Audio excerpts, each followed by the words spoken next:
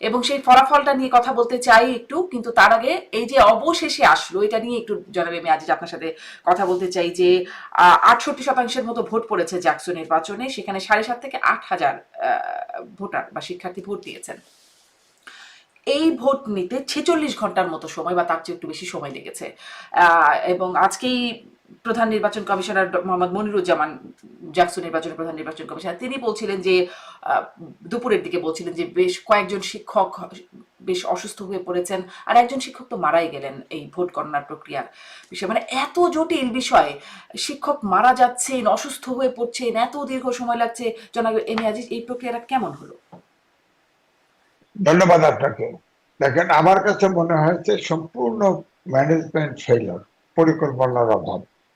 আগে তারা যে একটা মেশিন, গণনা মেশিন আনার কথা ছিল, আমি দেখলাম যে ছাত্র দলের প্যানেলের পক্ষ থেকে অভিযোগ করা হলো সেটা জামাতের পক্ষে কেন। আবার শিবিরের প্যানেল থেকে বলা হলো যে তার ছবি তারেক রহমানের সাথে আছে, বেগম জিয়ার সাথে আছে, ইত্যাদি ইত্যাদি। যাই হোক, শেষ পর্যন্ত সিদ্ধান্ত নেয় যে তা হাতে গুনবে। বলেন, এত এত ভোট, এটা কি হাতে গোনা সম্ভব? এবং শেষ পর্যন্ত আমার মনে হয় মানসিক প্রেসারে একটা শিক্ষক মারাও গেছে। এটা একটা ঐতিহাসিক, বাংলাদেশে এরকম ঘটনা ঘটেনি। তার চেয়ে বড় কথা যে যে ফলটা আসলো, আগাগোড়াই একটা ধারণা করা হচ্ছিল যে ঢাকা বিশ্ববিদ্যালয় অর্থাৎ ডাকসুর চাইতে একটা ব্যতিক্রম ফল, ব্যতিক্রমী ফল হলেও হতে পারে। কিন্তু সেখানে দেখা গেল যে ছাত্র দলের কোনো জায়গা নেই। অর্থাৎ এটাতে মনে হচ্ছে যে ইনস্টিটিউশন গুলো, ধরেন আজকেই আমার দুই আপন ভাস্তি, সে ঢাকা ইউনিভার্সিটির শিক্ষক, দুইজনে ছাত্র, দুইজনে তারা ভোট দিয়েছে। আমি জিজ্ঞেস করলাম, তোমরা কাকে ভোট দিয়েছে? কয় শিবিরকে দিয়েছি। কেন? হ্যাঁ, কয় আমাদের প্রত্যেকটা ফ্লোরে ঠান্ডা পানি গরম পানি দিয়েছে। এবং তারা সবসময়, আমি কারণগুলো জানার চেষ্টা করলাম, যে তারা খুব আন্তরিক ভাবে কথা বলে। এবং ছাত্র দলের ছেলেদেরকে দেখলেই মনে হয় যে গণরুম, গেস্ট রুম, টর্চার সেল এগুলো হবে। এই জন্য একটা মানুষের ভিতরে, সব বন্ধুদের ভিতরে একটাই হলো যে ছাত্র দল যদি যেতে, তাহলে কিন্তু আপনার সেই আগের কালচারে ইউনিভার্সিটি ফেরত যেতে পারে। এটা একটা আতঙ্ক। দুই হচ্ছে যে ছাত্র শিবিরের এবং জামাত মিলে যে পরিকল্পনা এবং কৌশল নিয়েছে, এই কৌশলের কাছে ছাত্র দল হেরে গেছে। কারণটা আপনি দেখেন যে আমিও টকশোতে এসেছি, আমি মিড ক্যারিয়ারের বিএনপির নেতাদেরকে পেয়েছি ইলেকশনের আগে। তখন আমি বললাম যে দেখেন, আপনাদের ছাত্র দল 17 বছর হলে নাই। হ্যাঁ, কারণ পরবর্তীতে আপনারা 6টা হলে কমিটি ঘোষণা করলেন, তখনও কিন্তু তাদের ঢুকতে দেওয়া হলো না যে হলে রাজনীতি থাকবে না। এবং সেখানে কিন্তু এখন দেখা যাচ্ছে যে এনসিপির নাম করে শিবির কিন্তু তাদের ধাওয়া দিচ্ছে, তাদের এই হলে কমিটি করতে দেয়নি। অর্থাৎ আমি বলবো যে এটা ভিতরে ভিতরে তারা অনেকটা মিশনারি ওয়ার্কের মতো। আপনি দেখেছেন ভিপি যিনি নির্বাচিত হয়েছেন শিবির থেকে, তিনি বলেছেন যে আমি যার বড় ভাই বড় ভাই থাকবো, যার ছোট ভাই ছোট ভাই থাকবো, হলের ভিতরে যে কোনো কারোর সমস্যা হলে আমরা দেখবো, এমনকি পারিবারিক সমস্যা হলেও দেখবো, এটাই বলছে। তো সুতরাং তাদের এটা পলিটিক্স। আর একটা হলো আপনার যে ভিপি হলো, সে তো আসলে ছাত্রলীগের ছিল আন্দোলনের সময়, সে তো হেলমেট বাহিনী ছিল। অর্থাৎ তাকে বলা হচ্ছে গুপ্ত শিবির। যখন 5ই আগস্টের পরিবর্তন হলো, যখন ভিসি সাহেব সবার মিটিং ডাকলো যে ইলেকশন টিলেকশন করা যায় কিনা, হঠাৎ করে এই ভিপি বললো যে আমি ঢাকা ইউনিভার্সিটির শিবির প্রেসিডেন্ট। তখন আত্মপ্রকাশ হলো। অথচ সে ছাত্রলীগের সাথে আত্মীকরণ হয়েছিল এবং ছাত্রলীগ হিসাবেই ছিল সে। এবং ছাত্রলীগ হিসাবে কতজনের অত্যাচার নিপীড়ন করছে আমাদের জানা নেই। তো যাই হোক, মোটামুটি আমার কাছে মনে হয়েছে যে ছাত্র জনাব এম এ দলের আজিজ, একটু এই পরিকল্পনা। প্রশ্নটাকে একটু আপনি করবো যে তাহলে ছাত্রলীগ হিসাবে কতজনকে নির্যাতন করেছে, বা সেই প্রশ্নটি যখন আসছে, আর ছাত্র শিবির হিসেবে আন্তরিকভাবে কথা বলেছে, ছাত্র শিবির হিসেবে পানির ফিল্টার দিয়েছে, এই মানে রূপ বদলানোর কোনো ব্যাপার আছে মনে হচ্ছে? না, রূপ বদলানো তো আছে, সিচুয়েশন বুঝে। ধরেন তখনকার সময়ে একটা ব্যাখ্যা একজন দিয়েছে, তখন আত্মরক্ষার্থে তারা ওইটা করছে, ছাত্রলীগের ভিতরে অনুপ্রবেশ করে থেকেছে এবং ছাত্রলীগের মতোই আচরণ করেছে। এখন তারা যখন নির্বাচনে গেছে, তারা যেহেতু হলের ভিতরে ছিল, ছাত্র দল কিন্তু হলের ভিতরে ছিল না, হলের বাইরে। 17 বছর 111 সহ এই 17 বছর কিন্তু ছাত্র দল ঢুকতে পারে নাই। তো ছাত্র দলের সাথে ওখানকার রেগুলার ছাত্রদের তেমন সম্পর্ক নাই। আর বাইরে 50% বাইরে ছাত্ররা থাকে, তারা তো হলেও থাকে না। কিন্তু যারা হলে থাকে তাদের সাথে আলাপ আলোচনা করেই কিন্তু সিদ্ধান্ত নেয়। কারণ সারা ঢাকা শহরে হলে ছিটে ছড়ে ছিটিয়ে আছে, কিভাবে হবে? তারপরে ধরেন এই বিভিন্ন পরীক্ষার সময় কোচিং সেন্টার, জি নানান রকম চিকিৎসা সেন্টার, অ্যাম্বুলেন্স, নানান রকম মিশনারি সার্ভিস দেওয়া হয়। এখানে পলিটিক্সটা করাই হয় মিশনারি ওয়ার্কের ভিতরে। হুম এবং আমি দেখছি, আমি তো ইউনিভার্সিটিতে ধরেন 71-এ ফার্স্ট ব্যাচ, আমি ইউনিভার্সিটি, হুম তখন আমি তো দেখেছি, হুম। তখন ছাত্র সংঘ ছিল। ছাত্র সংঘ তো আমাকে নানান রকম সহযোগিতার হাত বাড়িয়ে তো তাহলে দিয়েছে। তো ভালো, হয়তো মানে আমি তাহলে তো বেশ ফাইল ভালো, এরকম ভালো ভালো কাজ যদি করে তাহলে তো খুব ভালোই লাগে শুনতে। আমি আজ আমি আপনার কাছে আবারও আসবো, আপনি যে প্রসঙ্গটি উত্থাপন করলেন সেটি সহ আমি যে প্রশ্নটি দিয়ে শুরু করলাম, ডাক্তার আব্দুল লতিফ সাহেব আপনার কাছে সেই প্রশ্নে আপনি এই যে একইভাবে জিজ্ঞাসা করি, ভোট প্রক্রিয়াটা এত যে জটিল মনে হলো, এত কষ্টসাধ্য, এত সময় সাপেক্ষ হলো, জাকসুর কথা বলছি, সেটি নিয়ে আপনার মূল্যায়ন, এবং ডাকসুর পরে জাকসুতেও যা দেখলাম ফলাফলে, যদিও ছাত্রদল বর্জন করেছিল একদম শেষের দিকে, ভোট গণনা শেষের, মানে ভোট গ্রহণের একদম শেষের দিকে, এই ফলাফলেও মানে আপনার কি মনে হচ্ছে, ফলাফল কোথাও নেই ছাত্রদল? ছাত্রদল কোথাও নেই এটা নিয়ে এত উদ্বিগ্ন হবার কি আছে? আরো অনেক দলও তো নাই। তো ছাত্র দলও নাই, হেরে গিয়েছে, জিততে পারে নাই। কিন্তু নাই মানে যে তারা একদম ভোট পায় নাই, ব্যাপারটা তা না। এম এ আজিজ ভাই ঠিকই বলেছেন যে দীর্ঘ সময় ধরে ছাত্র দলের বিরুদ্ধেই ছাত্রলীগ এবং আওয়ামী লীগের সরকার ব্যস্ত ছিল। ছাত্র দলের লোকজনকে নিগৃহীত করেছে, তাদেরকে ক্যাম্পাসে ঢুকতে দেয় নাই, অনেককে পরীক্ষা দিতে দেয় নাই, নানান ভাবে তাদের ছাত্র জীবন এবং রাজনৈতিক জীবনকে বিঘ্নিত করেছে। কেননা আওয়ামী লীগের মধ্যে একটা অত্যন্ত দৃঢ় আত্মবিশ্বাস তৈরি হয়েছিল যে তারা জামাত শিবিরকে শেষ করে দিয়েছে এবং ছাত্র দলকে শেষ করবে, তারা একা একা থাকবে। তো এই ঘটনা ঘটাতে গেলে যেটা ঘটে সেটা হচ্ছে আহ শেষ পর্যন্ত যে একা বাঁচার কথা চিন্তা করে সে আসলে বাঁচতে পারে না, তারই প্রথম ধ্বংস হয়। তো ছাত্রলীগের ধ্বংস হয়েছে, আমরা দেখতেই পেয়েছি যে ছাত্রলীগ কিভাবে পলায়িত, লুক্কায়িত, ধিকৃত, নিগৃহীত হয়েছে। এখন এই অবস্থার পরে ঘটনাটা কি ঘটেছে? ছাত্রলীগের মধ্যেই আহ ছাত্র শিবির লুকিয়েছিল এবং ছাত্র শিবির সেটা স্বীকারও করছে। বিভিন্ন জায়গাতে ছাত্র শিবিরের নেতারা ছাত্রলীগ পরিচয়ে ছাত্রলীগের হয়ে ছাত্রলীগের সকল কুকর্মে সহায়তা করে তারপরে বের হয়ে এসে বলেছিলেন যে তারা বাঁচার জন্য, সার্ভাইভালের জন্য এটা করেছেন। কিন্তু ছাত্রদল সেটা করে নাই, ছাত্রদল তাদের নিজের রাজনীতিতে ছিল। কিন্তু ঘটনা যেটা ঘটেছে, ছাত্রদল দীর্ঘ সময় ধরে ক্যাম্পাসে থাকতে না পারার কারণে তাদের যে বিচ্ছিন্নতা তৈরি হয়েছে ছেলে মেয়েদের সঙ্গে, এইটা তাদেরকে ক্ষতিগ্রস্ত করেছে। দ্বিতীয় হচ্ছে ছাত্রদলের সাংগঠনিক শক্তিও আমি মনে করি যে নতুন ভাবে গোছানো প্রয়োজন। এই জন্য যে ছাত্রদলের যারা নেতৃত্ব দেন, কেন্দ্রীয় নেতৃত্ব এবং যেসব রাজনৈতিক নেতা তাদের অভিভাবক হিসেবে কাজ করেন, তারা দীর্ঘদিন ধরে আসলে ছাত্র রাজনীতির যে একটা চেহারা বদলে যাচ্ছিল সেটাকে অনুধাবন করতে ব্যর্থ হয়েছেন। তৃতীয় যেটা ঘটেছে সেটা হচ্ছে আমি বলবো যে প্রশাসনের এক ধরনের পক্ষপাত ছিল। প্রশাসন কিন্তু নানাভাবে আহ ছাত্রদল এবং ছাত্রলীগ বাদ দিয়ে অন্যদেরকে এক ধরনের যে সহায়তা করেছেন, এটা জাহাঙ্গীরনগর বিশ্ববিদ্যালয়ের শিক্ষকদের মধ্যে কেউ কেউ প্রতিবাদ করেছেন এবং ঢাকা বিশ্ববিদ্যালয়েও কেউ কেউ প্রতিবাদ করেছেন। এখন প্রশ্ন হচ্ছে যে তাহলেও কি এই পক্ষপাত না থাকলেও কি ছাত্র শিবির জিততো না? জিততো, কারণ তারা তো আসলে অনেক বেশি ভোট পেয়েছে। কিন্তু একটা বিষয় লক্ষ্য করেন, ছাত্রলীগের সঙ্গে অঙ্গাঙ্গী ভাবে জড়িত থাকা একটি ছেলে অল্প কিছুদিন আগে ছাত্রলীগ ত্যাগ করে ভিপি হয়ে গিয়েছে। তার মানে ছাত্রলীগ যদি আসলে রাজনীতি করতে পারতো, এখন ভোটের জন্য দাঁড়াতে পারতো, হয়তো ছাত্রলীগও ভালো ফলাফল করে ফেলতে পারতো। আমি মনে করি যে বাংলাদেশে যে বিরাজনীতিকরণের প্রক্রিয়া শুরু হয়েছিল এবং বিশ্ববিদ্যালয়গুলিকে যে রাজনীতিহীন ভাবে রেখে দেওয়া হয়েছিল, বিশ্ববিদ্যালয় নির্বাচন না দিয়ে যে দীর্ঘ সময় বিশ্ববিদ্যালয়ের মধ্যে এক ধরনের রাজনীতিবিহীন ছাত্র রাজনীতি তৈরি করা হয়েছিল, এইটা হচ্ছে তার কুপ্রভাব।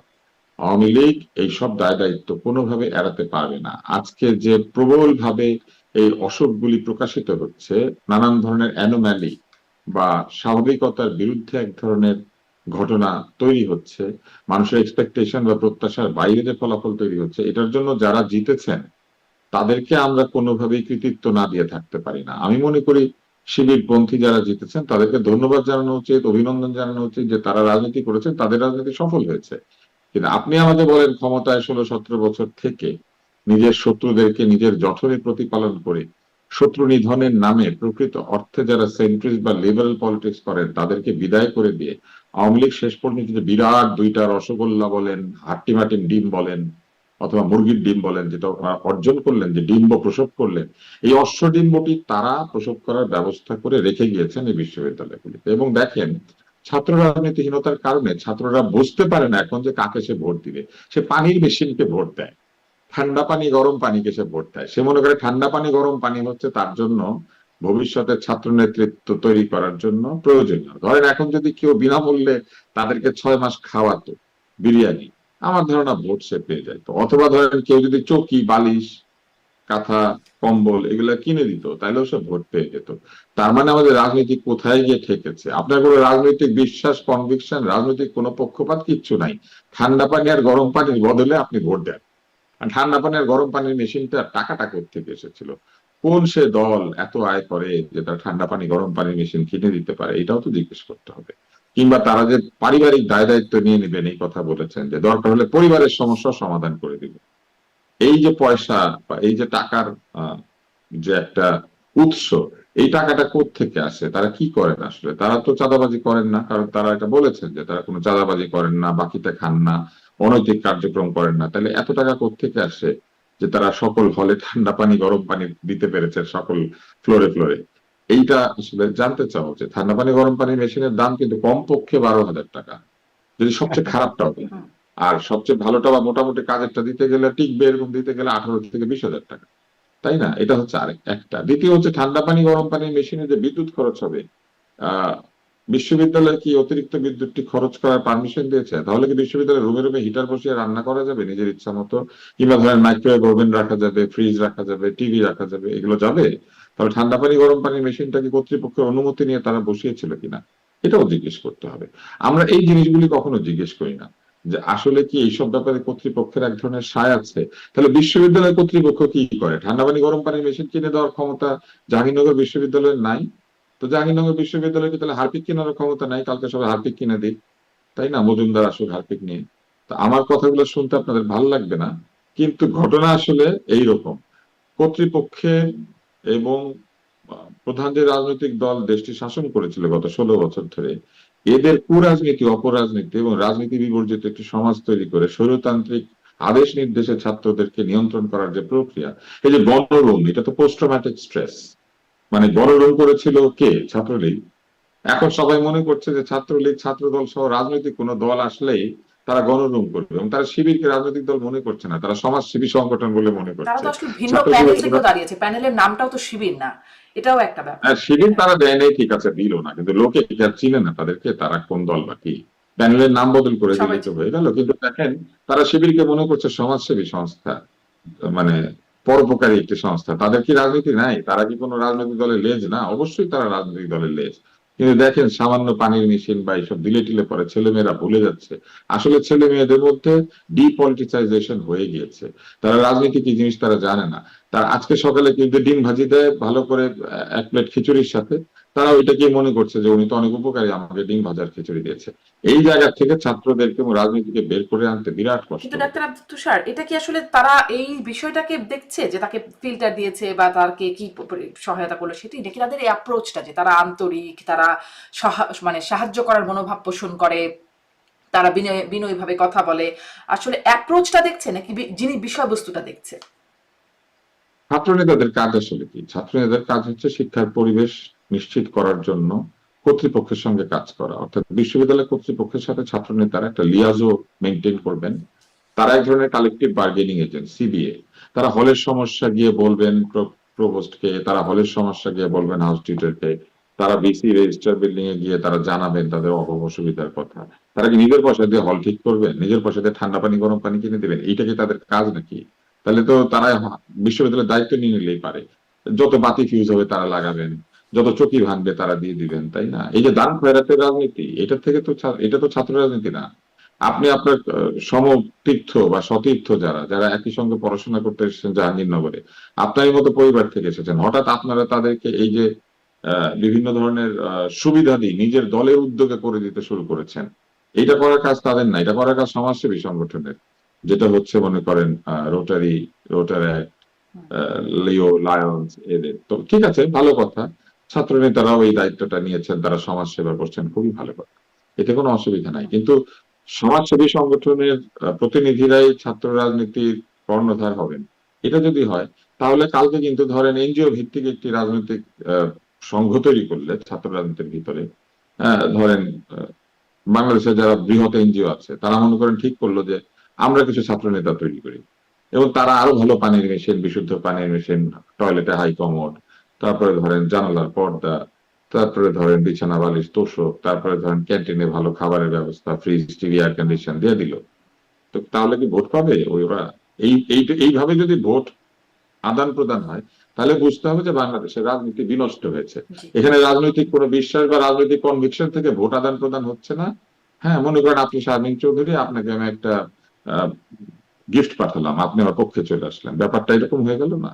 আচ্ছা, এটি খুবই একটা মানে গুরুত্বপূর্ণ জায়গায় কথা বলেছেন, আমি এই পয়েন্টটিতে আসবো। আমি এটির সাথে সাথে জনাব এম এ আজিজকেও মানে এই বিষয়টি মাথায় রেখে এই প্রশ্নটা করছি যে আপনিও বলছিলেন যে ছাত্র দল শুনলেই সেই গণরুম, চাঁদাবাজি, ওই বিষয়গুলো মানে জাতীয় রাজনীতির ক্ষেত্রেও কি একটু যোগ করে বলবেন আপনি যে জাতীয় রাজনীতিতে ভোট দেওয়ার ক্ষেত্রেও কি মানুষের এই বিষয়গুলো মনে আসবে যে ছাত্র দল বা যুব দল বা বিএনপি যখন আসে তখন এই চাঁদাবাজি, দখলবাজি, টেন্ডারবাজি ইত্যাদি বিষয়গুলোর কথা মনে পড়ে যায়। অন্যদিকে জামাতে ইসলাম, তাদের কথা, তাদের জন্য আবার কি মনে পড়ে?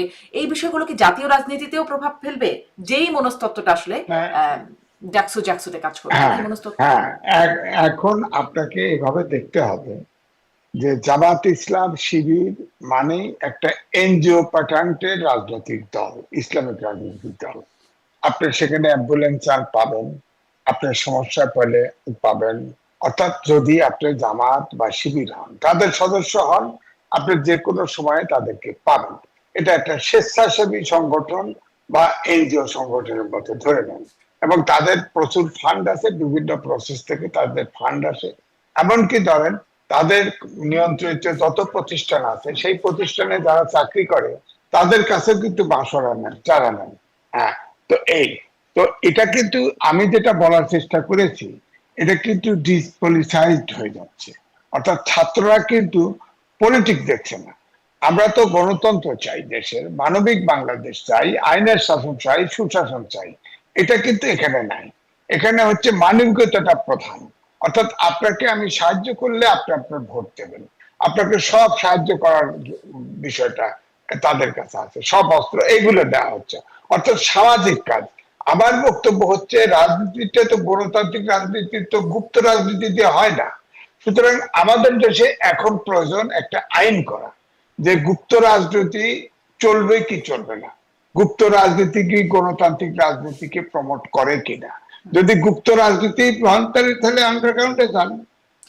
গুপ্ত রাজনীতি না করে আসলে উপায় কি? ধরুন যখন ছাত্রলীগ ক্যাম্পাসে দাপিয়ে বেরিয়েছে, তখন তো আসলে শিবিরের রাজনীতি করার কোনো সুযোগও ছিল না, তো গুপ্ত না থেকে কি করবে? বা যদি বলি এখন ছাত্রলীগ তো একদম মানে উধাও হয়ে যায় নাই, তারা এখন কি করবে? গুপ্ত রাজনীতি তো কোনো না কোনো ভাবে তো রাজনীতি থাকতে হলে তো জি না, এই জন্য বলছি সাধারণ ব্যবস্থা পরিবর্তন আনতে হবে। কারণ এইটা পরিস্থিতিটা তৈরি হয়েছে কারণ রাজনৈতিক দলগুলির ছাত্র সংগঠনগুলির লেজিম ভিত্তি করে। আপনি আগে দেখেন ছাত্রলীগ এবং ছাত্র দল, এই যে 17 বছর ছাত্র দল ক্যাম্পাসে ছিল না, সবসময় কিন্তু চেষ্টা করছে বল প্রয়োগ করে ছাত্রলীগকে আপনার করা, নিয়ন্ত্রণ করা, পারে নাই।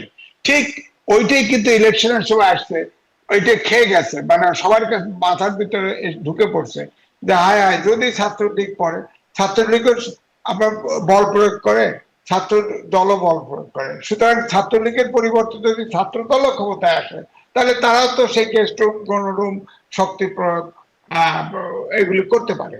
এটা একটা বড় ধরনের। আর 2 নম্বর হচ্ছে যে সব ছাত্রদেরকে কিন্তু বেনিফিট দেওয়া হয়েছে, যার যেটা প্রয়োজন। পড়াশোনা দরকার, কোচিং সেন্টারে যান, বেতন নাই, পয়সাটা দিয়ে দিল। আপনি গরম পানি নাই, দিল। ঠান্ডা পানি নাই, দিল। আপনি অসুস্থ হলেন, অ্যাম্বুলেন্স হলো, দরকার দিল, হসপিটালে দিল। হসপিটাল, তাদের হসপিটাল আছে, প্রয়োজনে চিকিৎসা দিল, সবই দিল। অর্থাৎ একটা মানুষকে মানে রীতিমতো নিজস্ব করে নেওয়া, এটা একটা এনজিও প্যাটার্নটা। এটা কিন্তু আমি বলবো এটা বিরাজনীতিকরণ। তো এই ধরনের রাজনীতি চলবে কিনা এদেশে আইন হওয়া উচিত এবং সিদ্ধান্ত হওয়া উচিত এই ধরনের যে রাজনীতিতে গুপ্ত সমস্যা কোথায় জনাবে মেয়াজিজ? মানুষ যদি উপকৃত হয়, সেবা লাগলে সেবা পায়, ক্ষুধা লাগলে খাবার পায়, বা গরম পানি ঠান্ডা পানি পায়, বা যাবতীয় যেটির কথা ডাক্তার তুষার বলছেন, যদি এই বিষয়গুলো সব পেয়েই যায় তাহলে তার সমস্যা কি? তাহলে সমাজসেবা যত প্রতিষ্ঠান আছে সমাজসেবা অধিদপ্তরটাকে বন্ধ করে দেন, তারপরে যত এনজিও আছে, যত সমাজসেবী প্রতিষ্ঠান আছে সব বন্ধ করে দেন, তাই তাদের দরকার নাই। রাজনৈতিক দলগুলো একে করুক, পলিটিক্স বাদ দিয়ে এটাই করুক, সমস্যা কি? সমস্যা তো নাই। তো সুতরাং আপনার গণতন্ত্রের তো সংজ্ঞা আছে। গণতন্ত্র, আইনের শাসন, সুশাসন, এগুলোকে বাইপাস করে আমি ব্যক্তি আপনাকে ভিন্ন অ্যাঙ্গেলে হেল্প করলাম, এটা তো গণতান্ত্রিক রাজনীতিতে হয় না। তারা তো সুতরাং এতদিন কিন্তু আপনাকে পলিটিক্সটা করবার সুযোগ পায় না। মানে আমি একটু জাস্ট আর্গুমেন্টের জায়গায় যাওয়ার চেষ্টা করছি যে তারা তো খুব বেশি রাজনীতি করবার সুযোগ পায় না, এখন না কেবল পেলো, তো তাদের দেখার না এখন না, সময় আসে। ঠিক আছে, হ্যাঁ, আমি ঠিক আছে, তারা যে সুযোগ পায় নাই, ছাত্র দলও পায় নাই, ছাত্র শিবিরও পায় নাই, কিন্তু দুটো দলের ভিতরে পার্থক্য দেখেন। ছাত্ররা ক্যাম্পাস, ছাত্র দল ক্যাম্পাসের বাইরে আছে, কিন্তু ছাত্র শিবির হলেই ছিল, ক্যাম্পাসেই ছিল, কিন্তু আন্ডারগ্রাউন্ডে ছিল, অর্থাৎ ছাত্রলীগের ভিতরে ঢুকেছিল। আমার বক্তব্যটা এখানে যে আপনি যেটা বলছেন যে তারা চাপে ছিল, হ্যাঁ, ছাত্র দল ছাত্র শিবির চাপে ছিল, এটা হওয়া উচিত ছিল না। গণতান্ত্রিক রাষ্ট্রে এটা হবে কেন? এই জন্যই তো সরকার পালায় গেছে বাধ্য হয়ে, সরকারকে তাড়াই দিচ্ছে তো ছাত্ররা। আরেকটা দেখেন, খেয়াল করে দেখেন, এই যে এনসিপির একটা প্যানেল ছিল, আপনি খেয়াল করে দেখেন, ছাত্র দলও নাই, অন্য কেউ নাই, খালি শিবির প্যানেল নিয়ে গেছে। আবার এনসিপি যে আমরা যে এত লম্পজম্প দেখি, এখন তো ভার্চুয়ালি যে ছাত্র দলদের 6টা হল কমিটি করলো, তারা বললো হলে রাজনীতি হবে না, এনসিপির নামে কিন্তু তাদের ধাওয়া দিয়ে, এটাও তো একটা গুপ্ত আক্রমণ এনসিপির নাম দিয়ে হয়েছে। হ্যাঁ, আমরা মনে করছি যে এনসিপির এখন যে আন্দোলন করছে, অভ্যুত্থান করছে, তাদের কতটা ছাত্র আছে, তারা তো তাদের কোনার ভিতরেই নেই। অর্থাৎ এনসিপি কিন্তু একদমই নিঃশেষ হয়ে গেছে, ছোট হয়ে গেছে। আবার দেখেন, গুপ্ত রাজনীতি করে শিবির সামনে চলে আসছে, ছাত্রলীগ তো নিষিদ্ধ ঘোষণা করেছে, ছাত্র দল হলের বাইরে চলে গেছে। আপনি ছাত্র দলের আগের ক্যারেক্টারটা দেখেন, আগে কিন্তু ছাত্র দল অত্যন্ত শক্তিশালী ছিল, কারণ তখন ছাত্ররা ছাত্রদের নেতা নির্বাচিত করত। এখন কিন্তু আপনার একজন, আমার একজন, অমকের একজন খাতির, অমকের খাতির মিলে একটা প্যানেল করে দেওয়া হলো, দেখা গেল যে তার ছেলে আছে, নাতি আছে, সেও নেতা, এরকম ভাব। তো ছাত্রদেরকে তো ছাত্র পলিটিক্স, শেখ হাসিনাও কিন্তু বলছিল যে এত বছর বয়সের উপরে ছাত্র রাজনীতি করতে পারবে না, একটা ফিলিং কিন্তু দিয়েছিল। কিন্তু তাদেরকে ব্যবহার খারাপ করেছে, তাদেরকে হেলমেট পরেছে, নির্যাতন করেছে, এই জন্য কিন্তু ছাত্রলীগ আগে নিষিদ্ধ হয়ে গেছে। কিন্তু আপনার ছাত্র শিবির কিন্তু কিছু করে নাই, কিন্তু ছাত্র শিবির ছাত্রলীগ হয়ে, ছাত্রলীগ যা করেছে তারা তাই করেছে, কিন্তু ভোটটা নিয়ে গেল কৌশল এবং নানান পরিকল্পনা করে ভোটটা নিয়ে গেল। সাধারণ এই প্রশ্নটা ছাত্রদের করছিলাম যেটা, সেটাই আবারও রেখে যাই, আসবো আপনার কাছে, যে তাহলে এই রকম কৌশল জাতীয় নির্বাচনেও নিশ্চয়ই তাদের কোনো না কোনো কৌশল আছে, এরকম কৌশল সেই নির্বাচনেও কার্যকর হবে কিনা, বা যেই বিষয়গুলো ভোটারদের মনস্তত্ত্বেও যেই বিষয়গুলো কাজ করেছে যার কারণে শিবির জয়ী হয়েছে, সেই মনস্তত্ত্বটা জাতীয় নির্বাচনেও কাজ করবে কিনা, এই প্রশ্নটা আমি আপনার কাছে করতে চাই, এবং এই প্রশ্নটা জনাব আব্দুল তুষার আপনার কাছেও। কিন্তু তার আগে একটু এটা শুনি, যেহেতু বিশ্ববিদ্যালয়ের নির্বাচনগুলো নিয়ে কথা বলছি, যে দেখলাম আমরা শিবিরের জয় জয়কার, দুই ডাকসু জ্যাকসু দুখানেই দেখলাম জয় জয়কার, সামনে আসছে ডাকসু, সেখানেও হয়তো কি হয় জানি না, দেখা যাক। তো এটি আসলে শিবির মানে জামায়াত কি বার্তা দিল, কি বার্তা পেল, বিএনপি কি বার্তা দিল, কি বার্তা নিজেরা পেল, আর এনসিপি যাদের কথা জনাব এম এ আজিজ বলছেন নিঃশেষ হয়ে গেছে, তাদেরও আসলে কি অবস্থান, তারা কি বার্তা দিল আর নিজেরা কি বার্তা পেল বলে মনে হয়? কারণ এরাই তো প্রথম সারির দল, তাই জিজ্ঞাসা। জি, আগে যেটা বলেছেন সেটা দিয়ে শুরু করা উচিত, যে ছাত্রদল কেন কমিটি করতে পারবে না, হলে কেন কোনো রাজনৈতিক কমিটি হবে না, যেখানে শিবির সদর্পে ঘোষণা দিচ্ছে যে তারা শিবির সমর্থিত বা শিবিরেরই লোক তারা, এবং আমরাও সকলেই বলছি যে শিবির জিতেছে। তো যদি বিজয়ী হয় শিবির, আমরা পরাজিত হয় ছাত্র দল, তাহলে কমিটি করতে পারবে না কেন? কমিটি করতে বাধ্য হওয়ার কারণ কি? কারণ হচ্ছে কমিটি করলে সেই কমিটি একটা কাজ করবে হলের মধ্যে, এবং সেই কাজের সুযোগ ছাত্র দলকে দেওয়া হয় নাই। এনসিপি হোক বা সাধারণ ছাত্র জনতা নাম দিয়ে যে তাদেরকে ধাওয়া দেওয়া হয়েছে, হঠাৎ যে রাতের 12টার সময় মেয়েরা নেমে এসেছিল রাস্তায় যে না আমাদের হলে কমিটি হবে না, এইসব বলতে, এই বিষয়গুলো যে উদ্দেশ্যমূলক সেটা তো বোঝা গেছে। এখন ধরেন রাজনৈতিক পরিকল্পনা সব দলেরই থাকতে পারে, সামনে জাতীয় রাজনীতিতেও এই ধরনের কোন রাজনৈতিক পরিকল্পনা তার সাফল্য ব্যর্থতা আমরা দেখতে পারতে পারি, কিন্তু এটা কোনো অন্যায় কিছু না। রাজনৈতিক পরিকল্পনা যে কোনো দলের থাকতে পারে, কারণ তারা পরিকল্পনার মাধ্যমে বিজয়ী হবেন, তারা তার মারামারি করে বিজয়ী হবেন না। ভোট নিবেন, ভোটের মন যেভাবে জয় করা যায় সেভাবে জয় করার চেষ্টা করবেন। কিন্তু যেখানে সমস্যা সেটি হচ্ছে যে আপনি যদি লক্ষ্য করেন দেখবেন যে ছাত্রলীগ ছাত্র দল এই যে রাজনীতি, সেই রাজনীতিতে মাদার পার্টি তাদের নেতা নেত্রী ঠিক করার ব্যাপারে প্রভাব বিস্তার করে। কোন এক বৃদ্ধ ডেটা এক্সপায়ার্ড নেতা ঠিক করে যে ছাত্রলীগের সভাপতি কে হবে। এখানে ওবায়দুল কাদের গ্রুপ, নানক গ্রুপ, এরকম গ্রুপ আমরা দেখেছি। আবার এদিকে এই পাশেও আমরা ছাত্র দলও দেখেছি, ছোটখাটো গ্রুপিং বা বৃহৎ গ্রুপিংও দেখেছি। তো এই যে আমি দু একজনের নাম বললাম, এরা কবে কোন কালে ছাত্রলীগ এর নেতা ছিলেন, ছাত্র নেতা ছিলেন, সেই জিনিস কাজে লাগিয়ে তারা মাতব্বর হয়ে তারা সমস্ত কমিটি ঠিক করে দেন। কমিটি তৈরি করার সময় টাকা পয়সা লেনদেন হয়। এই যে জিনিসগুলি, এইগুলি এই দলগুলিকে, বুর্জোয়া রাজনৈতিক দলগুলির যে কমিটি, সেগুলিকে ক্ষতিগ্রস্ত করেছে। আপনি দেখেন কমিউনিস্টদের হয়ে রাজনীতি করা মেঘমল্লার এতগুলি ভোট পেয়েছে। শামীম একজন স্বতন্ত্র প্রার্থী, সে ঢাকা বিশ্ববিদ্যালয়ে এতগুলি ভোট পেয়েছে। কারণ কি? এর কারণ হচ্ছে যে এই যে উপর থেকে চাপিয়ে দেওয়া নেতৃত্ব, এটা বন্ধ করতে হবে। রাজনীতিতে জনপ্রিয় নেতাকে জনপ্রিয়তার মাধ্যমে ছাত্রদের মধ্য থেকে উঠে আসতে দিতে হবে। একেবারে নিষিদ্ধ করে দিতে হবে যে কোনো ছাত্রের যদি পুনর্ভর্তি থাকে তাহলে সে ইলেকশন করতে পারবে না। তুই বাবা ভর্তি হওয়া আরেকবার, তুই ফেল করেছিস বা যে কোনো কারণে পুনর্ভর্তি নিয়েছিস, তুই পড়ালেখা কর, তুই তো আদু ভাই। আদু ভাইয়ের আবার রাজনীতি কি? রেগুলার স্টুডেন্ট না হলে তাকে কোনোভাবেই ভোটে দাঁড়াইতে দেওয়া উচিত না। রেগুলার স্টুডেন্ট ভোটে দাঁড়াবে, সে সময় মতো পাস করবে, চলে যাবে। আদু ভাইয়েরা বসে থাকে বা আদু ভাই হয় ইচ্ছা করে, এবং এটা কিন্তু আমাদের সময় রাজনীতির খেলা। আপনি দেখবেন মান্না সাহেব এসে একবার চিটাগাঙে ইলেকশন করে আবার ঢাকায় এসে ইলেকশন করেছেন। আমরা তখন ভাবতাম এগুলো স্বৈরাচারের বিরুদ্ধে বিরাট প্রতিবাদ। আসলে এগুলো অপরাজনীতি। এবং একইভাবে বাবলু সাহেবও করেছিলেন, তারপরে একইভাবে মোশতাক ভাইও করেছিলেন। হ্যাঁ, সুলতান মোহাম্মদ মনসুর এক প্রাপ্তবয়স্ক লোক, সেই লোক এসে এই কাজ করেছিলেন। এরা সব ছাত্রত্ব ত্যাগ করে এক একজন আঙ্কেল ছিলেন তখন। কিন্তু আমরা বুঝতাম না, আসলে আমরা ভাবতাম যে এরশাদ তাড়াতে হলে আঙ্কেল লাগে, কিন্তু এখন তার এরশাদ তাড়ানোর জায়গা নাই, এখন আঙ্কেল লাগে না। কিন্তু আঙ্কেলরা এখনো বিভিন্ন জায়গাতে বসে পড়েছে। এখন তারা, আমিও আজকে ছাত্র রাজনীতি করলে হয়তো কোন একটা দলে গিয়ে ছাত্র বা যুবদের নেতা হয়ে বসে পড়তাম, যেটা খুবই হাস্যকর আর কি। এই হাস্যকর রাজনীতি প্রবণতার থেকে কিন্তু শিবির আলাদা, এটা চিন্তা করতে পারবে। শিবিরের নেতৃত্ব কিন্তু কারো বাপ মা দিয়ে ঠিক হয় না। এবং আপনি যদি প্রশংসা করতে না পারেন আপনার শত্রুকে বা যেই হোক আপনার, এটা হচ্ছে আরেকটা ছোট লোকই। যদি তারা তাদের পার্টির মধ্যে এক ধরনের প্রক্রিয়া চালু করেন, যে প্রক্রিয়া তারা কাজে লাগাতে পারছে, তাহলে যেটা ভালো সেটাকে ভালো বলতে হবে। এটা তো অবশ্যই ভালো। বাপমা দিয়ে কি আসলে রাজনীতি হবে নাকি? বাপমা দিয়ে কি আমাদের ধর্মেও আছে নাকি যে বাপমার হিসাব ছেলে মেয়ে বহন করবে বা ছেলে মেয়ের হিসাব বাপমা বহন করবে? আসলে নাই। উন্নত বিশ্বে তাকান, ট্রাম্পের বাবা কে, তাই না? ওবামার বাবা কে, ক্লিন্টনের বাবা কে, মার্গারেট থাচারের বাপ কে? আমরা তো তাদের আব্বাদেরকে চিনি না। কিন্তু আমরা এখানে আমাদের ছাত্র রাজনীতি বলেন আর রাজনীতি বলেন, সবার আব্বা আম্মা 14 গোষ্ঠীর নাম জানি। এমনকি আত্মীয় স্বজন, মামাকে, খালাকে, চাচাকে, ফুপাকে, ভাইগনাকে, ভাগ্নিকে, ভাগ্নের বাচ্চাকে, এইগুলো শুদ্ধ আমাদেরকে আওয়ামী লীগ চিনাই দিয়ে গেছে। আওয়ামী লীগ তো মোটামুটি তার বংশ তালিকাকে আওয়ামী লীগের মধ্যে প্রতিষ্ঠিত করেছিল। যে এইসব রাজনীতি যে শেষ পর্যন্ত খারাপ হবে, এটা তো আমরা তখন বলেছি, বলে আমরা হয়েছি শত্রু। আবার এখন যখন বলছি এখন আমরা শত্রু হচ্ছে। এনসিপি কেন পারে না? এনসিপি না পারার কারণ হচ্ছে এনসিপি তো কোনো ছাত্রদের রাজনৈতিক দল না। এনসিপি এমনকি আন্দোলনের থেকে তৈরি হওয়া দল যদিও হয়, বাট আন্দোলনের সমস্ত কৃতিত্ব এনসিপির কাছে নাই। এই শিবির আন্দোলন করেছে, ছাত্র দল আন্দোলন করেছে, যারা অন্যান্য বিরোধী শক্তি তারা আন্দোলন করেছে। আন্দোলনের পরে সেই সব তরুণরা যার যার দলে ফেরত গিয়েছে। তারা কি এনসিপি রাজনীতি করার জন্য বসেছিল? তা তো বসে থাকে নাই।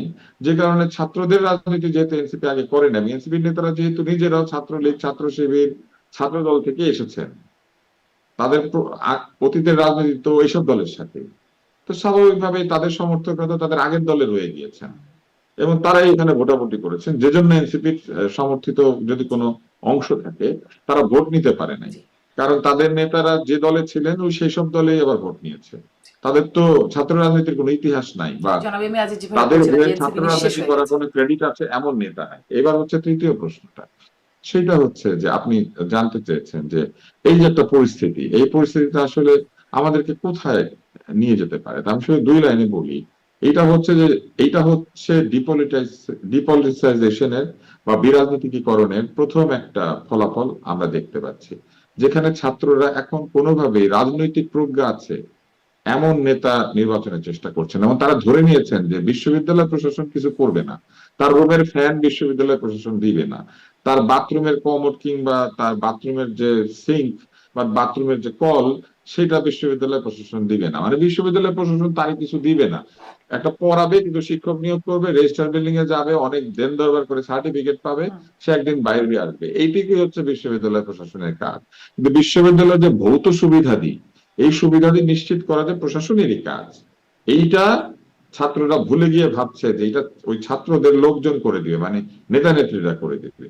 তো ব্যাপারটা যে কত খারাপ, অর্থাৎ বিশ্ববিদ্যালয় প্রশাসনের আমি একটু এখানে একটা কাছে প্রশ্ন তাদের করতে ন্যায্য চাই। দাবি না করে হ্যাঁ, তারা রফিক ভাই শফিক ভাইয়ের কাছে নিজেদের দাবি করছে, এবং রফিক ভাই শফিক ভাই তাদেরকে লুঙ্গি কিনে দিচ্ছে, গামছা কিনে দিচ্ছে, টয়লেট কিনে দিচ্ছে, যা দরকার সেটা কিনে দিচ্ছে। আপনি এই বলছেন এখানে রাজনীতিটা আসলে বিরাজনীতিকরণের জায়গা তৈরি হয়েছে, ছাত্ররা এখন নিজেদের ব্যক্তিগত ছোট ছোট স্বার্থ বা পুরোপুরি যা যে যা দরকার সেই বিরাজনীতিকরণ বিষয়গুলো দেখাচ্ছে। হয়ে কিন্তু আমি যাচ্ছে, প্রশ্নটা ডক্টর এটাই আব্দুল কিন্তু তুষার এটা ব্যাপার। করতে আপনি চাই। দেখেন যে আওয়ামী লীগ নাই, হ্যাঁ, বিএনপি নাই, কমিউনিস্ট পার্টি নাই, কোন স্বীকৃত রাজনৈতিক দল নাই, এমনকি একটা রাজনৈতিক দল নতুন গজিয়েছে তারাও নাই। আছে কারা? কোচিং করায়, টাকা দেয়, পড়ায়, অনেক কিছু করে, মানে তারা সমাজসেবী একটি রাজনৈতিক সংগঠন। তো তারা আছে, তার মানে সমাজ সেবা হয়ে গিয়েছে এখন রাজনীতির প্রধান কাজ। হুম। তারা আছে, বাকিরাও তো ছিল, ভোট তো করেছে, অল্প স্বল্প ভোট পেয়েছে, না, কেউ তারা ভালো তো ভোট ভোট পেয়েছে। পাচ্ছে না, সামান্য পাচ্ছে, হ্যাঁ, কম পাচ্ছে, জিততে পারছে না কোথাও। জিততে তার পারছে মানে না ওই কিন্তু ভোট রাজনীতিকে, পাচ্ছে। ওই রাজনীতিকে মানুষ প্রত্যাখ্যান করেছে, হুম, অন্তত ভোট এইবার পাচ্ছে। করেছে। কিন্তু আমার এটাই প্রশ্ন ছিল যে বিরাজনীতিকরণ হচ্ছে বলে আপনারা বলছেন, আপনি বলছেন ছাত্ররা এখন রাজনৈতিক প্রজ্ঞা দেখে না। এখানেই আমি আবারও প্রশ্নটা করছি যে রাজনৈতিক প্রজ্ঞা যে দেখছে না, এটা আমরা এখন কিভাবে বুঝতে পারি বা এটা কিভাবে আমরা বলতে পারি? রাজনৈতিক প্রজ্ঞা দেখানোর সময় তো সামনে নাকি, যখন তারা কাজ করবে না নেতা না, হিসেবে। আপনি এদের এই যে বক্তৃতা দেখেছেন শারমিন চৌধুরী, হ্যাঁ, আপনি এই যে এতগুলি যে আহ প্রার্থী দাঁড়িয়েছেন, একমাত্র শামীম ছাড়া আরেকটা নাম বলেন তো, সুন্দর করে কথা বলতে পারে, প্রচুর পড়াশোনা করে, কিংবা তাদের বক্তৃতার মধ্যে এক ধরনের দূরদর্শিতা, বুদ্ধিমত্তা, প্রশ্নোত্তর যখন হয়েছে সেই প্রশ্নের উত্তরের ক্ষেত্রে তাদের প্রত্যুৎপন্ন মতিত্ব, অর্থাৎ প্রেজেন্স অফ মাইন্ড, তাদের ভাষা ব্যবহারের দক্ষতা, আপনি বলেন তো আরো 10-12টা নাম আমি শুনি একটু, তাইলে তো বোঝা যায়। একজন নেতা ভবিষ্যতে, আমরা ধরে নেই যে ছাত্র নেতারা ভবিষ্যতে আমাদের রাজনৈতিক নেতা হবেন, তারা, এটা প্রথম পার্ট। এবং এই ছাত্র নেতারা ভবিষ্যতে আমাদের রাজনীতির ময়দানে আসবেন এবং আমাদের রাজনীতিকে পরিবর্তন করবেন।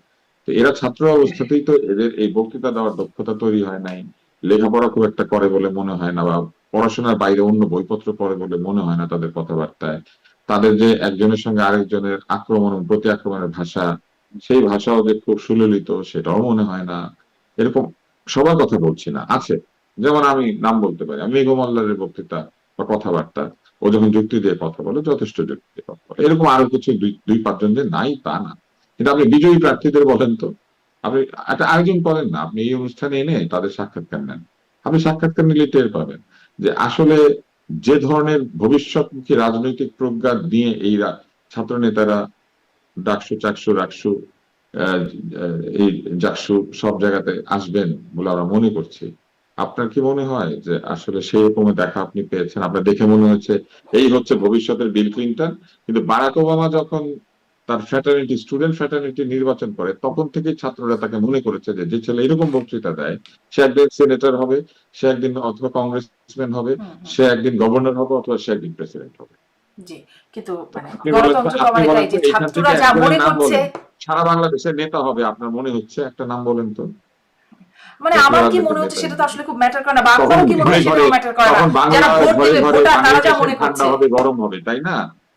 এরা যখন ভবিষ্যতের রাজনীতি যাবে, বাংলার ঘরে ঘরে পানির মেশিন ঠান্ডা হবে, গরম হবে, বাংলার ঘরে ঘরে লুঙ্গি গামছা তোয়ালে যাবে, বাংলার ঘরে ঘরে চৌকি যাবে, তাই না? ঘটনা তাই ঘটবে না? এইভাবে কি রাজনীতি হবে ভবিষ্যতে? জি, মানে এটাই আসলে প্রশ্ন করছিলাম যে আমি মানে আমরা যাকে ভাবছি ভালো হতে পারতো বা ভালো হবে, ছাত্ররা যা মনে করছে তার একটা প্রতিফলন ঘটেছে এখানে। আপনি এম এ আজিজও বলছিলেন বিরাজনীতিকরণ, এখানে আমি আসলে বারবার প্রশ্নটা করছি বিরাজনীতিকরণ কেন হচ্ছে। এবং এম এ আজিজ ওই প্রশ্নটা কিন্তু এবার আমি একটু আসতেই চাই যে জাতীয় রাজনীতিতে এই ভোটারদের এই মনস্তত্ত্ব এবং প্রার্থীদের বা দলগুলোর এই কৌশল, এর প্রভাব কেমন পড়বে বলে মনে হয়?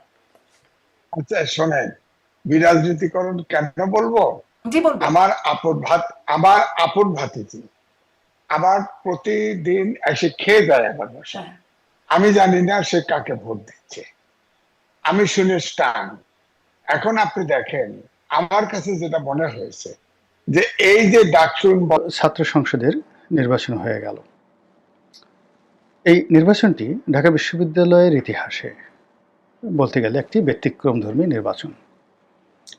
হাসিনা পরবর্তী বাংলাদেশে যে অরাজকতা চলছে, যে মব চলছে এবং যে আইনশৃঙ্খলার মারাত্মক অবনতি চলছে, তো সেখানে ডাকসু নির্বাচনকে কেন্দ্র করে অনেক কিছু ঘটতে পারত। প্রথম দিকে সে শঙ্কাও ছিল এবং বিশ্ববিদ্যালয় কর্তৃপক্ষ এখানে সেনাবাহিনী ডিপ্লয় করার কথা তারা ঘোষণা করেছিলেন। পরবর্তীতে সেনাবাহিনী সেটি অস্বীকার করে এবং সেটি অস্বীকার করে মোটামুটি তারা বলে যে না, আমরা এই নির্বাচনের স্ট্রাইকিং ফোর্স হিসেবে কাজ করব না। তো সেক্ষেত্রে বিজিবি, তারপর পুলিশ, তো তাদের উপরে মূলত নির্ভর করতে হয়েছে যাকে বলা হয় এই বিশ্ববিদ্যালয় প্রশাসনকে। এবং সেই বিষয়ে তাদের যে যাকে বলা হয় নির্ভর করতে গিয়ে তাদের মধ্যে শঙ্কা ছিল, আশঙ্কা ছিল, ভয় ছিল, ভীতি ছিল। এর কারণ এই ডাকসু নির্বাচনে ইতিপূর্বে যা কিছু ঘটেছে তা পুরো বাংলাদেশের ইতিহাসের যে কোর্স অফ অ্যাকশন, সেই কোর্স অফ অ্যাকশনকে তছনছ করে ছেড়ে দিয়েছে। যেমন ধরুন স্বাধীনতা পরবর্তী ডাকসু নির্বাচন, তো সেই নির্বাচনকে কেন্দ্র করে ব্যালট বাক্স ছিনতাই, মহসিন হলের 7 মার্ডার এবং সেই নির্বাচনের আগে ছাত্রলীগ ভেঙে টুকরো টুকরো হয়ে যাওয়া, জাসদের অভ্যুদয়, এটা যেভাবে খুবই গুরুত্বপূর্ণ। একইভাবে স্বাধীনতা পূর্ববর্তী সময় যখন ডাকসু নির্বাচন হলো এবং তোফায়েল সাহেব যখন এই ডাকসুর সহসভাপতি নির্বাচিত হলেন, মূলত তার নেতৃত্বেই 69-এর গণ অভ্যুত্থান সংগঠিত হয়ে গেল। তো এই ডাকসু নির্বাচনে আবার যখন শেখ হাসিনার জামানাতে নুরুল হক নুরু সেখানে নির্বাচিত হলেন এবং ম্যাটিকুলাসলি তিনি নির্বাচিত হলেন, এটি আওয়ামী লীগকে এতটা ভয় পাইয়ে দিয়েছিল যে পরবর্তীতে আওয়ামী লীগ আর অন্য কোনো ছাত্র সংসদ নির্বাচনে ঝুঁকি নেয়নি। আওয়ামী লীগ যেভাবে নুরুল হক নুরুর নির্বাচিত হওয়ার মাধ্যমে যে ভয় পেয়েছিল, একই ভয় এবার বিএনপি পাচ্ছে। এবং এর কারণে ডাকসু নির্বাচনের পরে যে জাহাঙ্গীরনগর বিশ্ববিদ্যালয় কেন্দ্রীয় ছাত্র সংসদ নির্বাচনের যে ফলাফল, সেই ফলাফল ঘোষণার আগেই তারা সেখানে তাদের নির্বাচন থেকে নিজেদেরকে প্রত্যাহার করে নিয়েছে, নির্বাচন বর্জন ঘোষণা করেছে। তো এটা ডেঞ্জারাস, ভীষণ রকম ডেঞ্জারাস এই ডাকসু নির্বাচন। সেই ডাকসু নির্বাচনে ছাত্রদল যদি ছাত্রলীগের মতো যাকে বলা হয় পেশী শক্তি দেখাতো, অথবা ছাত্রলীগ যদি এখানে গুপ্ত শক্তি হিসেবে এখানে কোনো অনাসৃষ্টি তৈরি করত এবং ক্যাম্পাসের মধ্যে যে কোনো অপ্রীতিকর ঘটনা, সহিংস ঘটনা তারা ঘটাতো, পুরো বাংলাদেশ থরথর করে কেঁপে উঠত। তো সেই দিক থেকে ডাকসু নির্বাচনটি শান্তিপূর্ণভাবে হয়েছে, কোনো আশঙ্কা এখানে হয়নি। বরং যত ভোটার যে উপস্থিতি, এটি ডাকসুর ইতিহাসে ইতিপূর্বে আমি যেহেতু আমার কাছে তথ্য ডাটা নেই বলতে পারবো না, কিন্তু যে হারে ছাত্রছাত্রী তারা স্বতঃস্ফূর্তভাবে লাইনে দাঁড়িয়ে ভোট দিয়েছেন এবং ভোট দেওয়ার পর যেভাবে উচ্ছ্বাস প্রকাশ করেছেন, এবং এই ভোটকে কেন্দ্র করে বিএনপি এবং জামাত তারা সর্বশক্তি এভাবে নিয়োগ করেছে যে জেলা পর্যায়ের বিএনপি নেতা, জেলা পর্যায়ের জামাত নেতা অনেকে ঢাকা চলে এসেছেন। তাদের আত্মীয় স্বজন যারা রয়েছেন, যাদের সন্তানরা ঢাকা বিশ্ববিদ্যালয়ে পড়ে এবং তারা গ্রামে থাকে, এরকম অনেক নেতার জেলা পর্যায়ের নেতা তারা গ্রামে গঞ্জে ছুটে গিয়েছেন ঢাকা বিশ্ববিদ্যালয়ের যারা পিতামাতা তাদেরকে কনভিন্স করার জন্য। আরও আশ্চর্যের ব্যাপার হলো যে মধ্যবিত্ত শ্রেণী যে ঢাকা শহরে যারা আছেন, তাদের অনেকের পিতামাতা ছেলে সন্তানদেরকে রিকোয়েস্ট করেছে তাদের পছন্দের প্রার্থী, পিতামাতার পছন্দের প্রার্থীকে ভোট দেওয়ার জন্য। আর ছেলেমেয়ে বলেছে যে না, এই বিষয়টা হবে না, আমার ভোট আমি কাকে দেব এই বিষয়ে তুমি আমাকে ইন্টারফেয়ার করো না। কয়েকজন মুরব্বী কি আমাদের বয়সী যাদের সন্তানরা ঢাকা বিশ্ববিদ্যালয়ে পড়েন, তো তারা আমাকে কথা বলেছেন যে একই হলো এই জেনারেশনের। তো মেয়েরা ভোট দিয়েছে, ছেলেরা ভোট দিয়েছে, বিশেষ করে মেয়েদের যে ভোটার উপস্থিতি দেখার মতো। প্রার্থীরা অনেকটা অভয়ারণ্যের মতো তারা এখানে ঘুরে বেড়িয়েছেন। কয়েকজন স্বতন্ত্র প্রার্থী দৃষ্টি আকর্ষণ করেছেন। দলীয় প্রার্থী হিসেবে অনেকের যাকে বলা হয় একটা মানে যেমন মেঘমল্লার বসু নামটার মধ্যে কেমন যেন একটা আকর্ষণ রয়েছে। তিনি কত ভোট পেয়েছেন আমি জানি না, কিন্তু তাকে ঘিরে দীর্ঘদিন ধরে ঢাকা বিশ্ববিদ্যালয় ক্যাম্পাসে এক ধরনের ভাইব ছিল। নতুনদের মধ্যে ছাত্রলীগের সাবেক কর্মী হিসেবে যাকে ট্যাগ দেওয়ার চেষ্টা করা হচ্ছিল মিস্টার শামীম, তো তিনি তো আমি দেখলাম যে রীতিমতো বিস্ময়কর জনপ্রিয়তা পেয়ে গেছেন।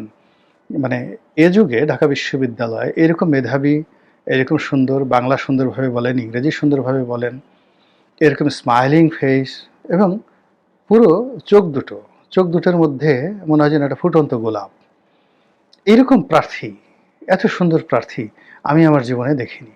মান্না ভাই আমাদের একটা সময় আমাদের নেতা ছিলেন, আক্তার মান্না পরিষদ, তো তারা ঢাকা বিশ্ববিদ্যালয়ের সবচেয়ে জনপ্রিয়। পরবর্তীতে সুলতান মোহাম্মদ মনসুর, যাকে ছোটদের বঙ্গবন্ধু বলা হতো, তার চেহারার মধ্যে বঙ্গবন্ধুর একটা অভিব্যক্তি ছিল। কিন্তু শামীমকে কেন্দ্র করে যে ভাইব তৈরি হয়েছে এবং সে যেভাবে মিডিয়াতে চলে এসেছে, তার বক্তব্য, তার কথাবার্তা, তার পোশাক, তার হেয়ার স্টাইল, সব কিছুর মধ্যে মানে একটা অনন্য বৈশিষ্ট্য ফুটে উঠেছে। এইবারের ডাকসু নির্বাচনের প্রকৃতি এবং পরিবেশ যে ভালো ছিল, যেখানে শামীমরা এই বিশ্ববিদ্যালয় ক্যাম্পাসকে অভয়ারণ্য মনে করে তারা কাজ করতে পেরেছেন। অনেক সময় হলে দেখা গেল যে যদি ছাত্রলীগের জমানা হতো বা ছাত্রদলের জমানা হতো, দু চারটা খুর এখানে চালানো হতো, দু চারটে ককটেল ফোটানো হতো, তারপরে রামদাসাপাতি এগুলোর ঝনঝনানির আশঙ্কা থাকতো, কিন্তু এবার সেটা কিছুই হয়নি। এখন যারা এখানে স্টেক হোল্ডার ছিলেন, ছাত্রছাত্রী, তাদের তো প্রশংসা করতেই হবে। তারপরে যারা ভোটার ছিলেন তাদের প্রশংসা করতে হবে। প্রার্থী যারা ছিলেন তারা নিজেদের মধ্যে সম্প্রীতিটা রাখার চেষ্টা করেছেন। সকলেই প্রশংসার দাবিদার। কে লাভবান হলেন, কে বিজয়ী হলেন, কে ক্ষতিগ্রস্ত হলেন, ডাজ নট ম্যাটার। সুন্দর একটা পরিবেশ। আর যেহেতু ডক্টর মোহাম্মদ ইউনূস এখন সরকারে আছেন, সরকারের দ্বিতীয় কর্তা ব্যক্তি হিসেবে, প্রভাবশালী হিসেবে যাকে ধরা হয়, প্রেস সচিব হিসেবে যিনি আছেন, তো এই বিজয়ের সকল কৃতিত্ব, সুনাম সুখ্যাতি তাদের কাছে যাবে, এটাই স্বাভাবিক। এই কারণে সরকার ভীষণ রকম উৎফুল্ল, মারাত্মক উৎফুল্ল, এবং তারা এই ডাকসু নির্বাচনের যে মডেলটি, এটিকে তারা জাতীয় নির্বাচনে উপহার দিতে চাচ্ছেন। আর জাতীয় নির্বাচনে উপহার দেওয়ার কারণে বিএনপির মধ্যে রীতিমতো আতঙ্ক শুরু হয়ে গেছে, ভয় শুরু হয়ে গেছে। এই কারণ হলো এই নির্বাচনে একেবারে নির্বাচনের দিন সন্ধ্যা পর্যন্ত যেভাবে বিএনপিকে হ্যাপি রাখা হয়েছে, যেভাবে ছাত্রদলকে শান্ত রাখা হয়েছে, যেভাবে বিএনপির হাইকমান্ডকে নিশ্চিত করা হয়েছে, এবং বিএনপি যেভাবে বিশ্বাস করেছে যে তারা বিপুল ভোটে জয়লাভ করবে, কিন্তু দিন শেষে তারা যে ফলাফল পেয়েছে তখন তাদের একটা উফ শব্দ করার সুযোগ ছিল না।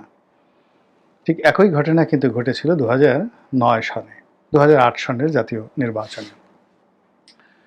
ওই নির্বাচনে দৃশ্যত এরকম ডাকসুর মতো সুন্দর নির্বাচন হয়েছে এবং ভোট কেন্দ্রে সব ভোটাররা আসছে, প্রচুর ভোট দিয়েছে। কোনো জায়গাতে মানে যে দুই চারটে জাল ভোট ছাড়া, যেটা ডাকসুতে হয়েছে, দুই চারটে জাল ভোট, তারপরে ওই দু চারটে কেন্দ্রে একটু মারামারি, কাটাকাটি, হানাহানি, এর ছাড়া মানে যেখানে অলমোস্ট 80% ভোট পড়েছিল 2008 সনের নবম সংসদ নির্বাচনে। তো সেই নির্বাচনে বিএনপি এত কম সংখ্যক সিট পাবে এটা বিএনপি বুঝতে পারেনি, একেবারে বুঝতে পারেনি। ফলে যখন ফলাফল হলো, একটা উফ শব্দ করার সামর্থ্য তাদের ছিল না, মেনে নেওয়া ছাড়া।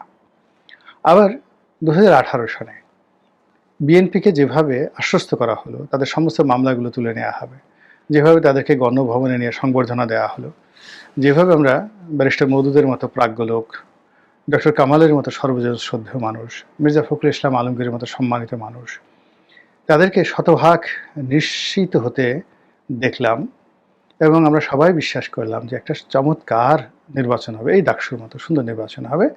সবাই সেই একটা চেয়ারের মধ্যে রইল এবং সবাই ঝাঁপিয়ে পড়লো। তখন বিএনপির একটা মনোনয়ন মানে একটা সোনার হরিণ পাওয়া, নিশ্চিত বিএনপি সরকার গঠন করবে, তারপরে শেষে কে মন্ত্রী হবে, কে এমপি হবে ইত্যাদি নিয়ে যখন আলাপ আলোচনা হচ্ছিল, তো এর মধ্যে 2018 সনের ডিসেম্বর মাসের 17 তারিখ থেকে সারা বাংলাদেশে ম্যাটিকুলাসলি যে জিনিসগুলো শুরু হচ্ছিল, একটার পর একটা ফাঁদ, একটার পর একটা অপকর্ম। ডক্টর কামাল হোসেন নিজে ধাওয়া খেলেন, লাঞ্ছিত হলেন, অপমানিত হলেন, কিন্তু বিএনপি নির্বাচনে জয়ের ব্যাপারে আশা হারালো না।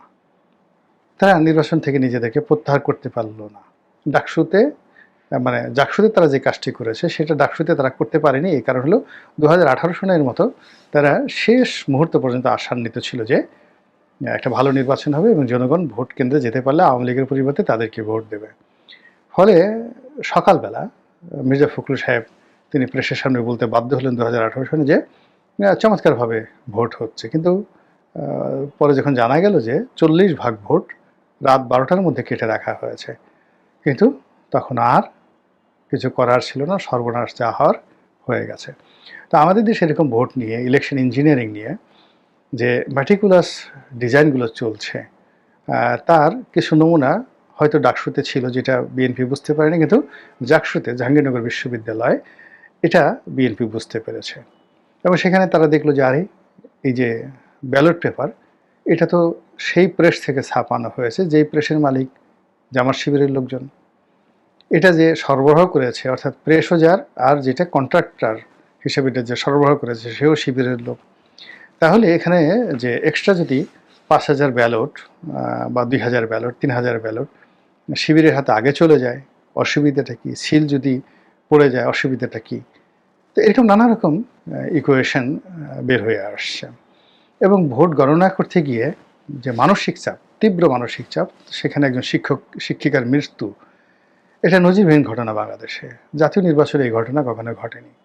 সেখানে ইলেকশন কমিশনার যিনি ছিলেন তিনি পদত্যাগ করেছেন।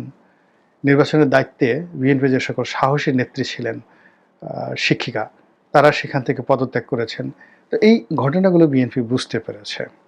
তো বুঝতে পারার কারণে তাদের মধ্যে এক ধরনের আতঙ্ক যখন চরমে, ঠিক সেই সময়টাতে সরকারের পক্ষ থেকে যখন বলা হচ্ছে যে আগামী জাতীয় নির্বাচন ডাকসু মডেলে হবে এবং ডাকসুর মতো একটা সফল, সুন্দর, শান্তিপূর্ণ নির্বাচন উপহার দেওয়া হবে, এই কথা সরকার খুব সুন্দর করে বলছেন, তৃপ্তি সহকারে। সরকারের কর্তা ব্যক্তিরা জাতিকে আশ্বস্ত করছেন, জাতিও বলছেন হ্যাঁ ডাকসুতে এরকম একটা সুন্দর যেভাবে নির্বাচন হলো, এরকম একটা শান্তিপূর্ণ নির্বাচন হলে তো ভালোই হয়।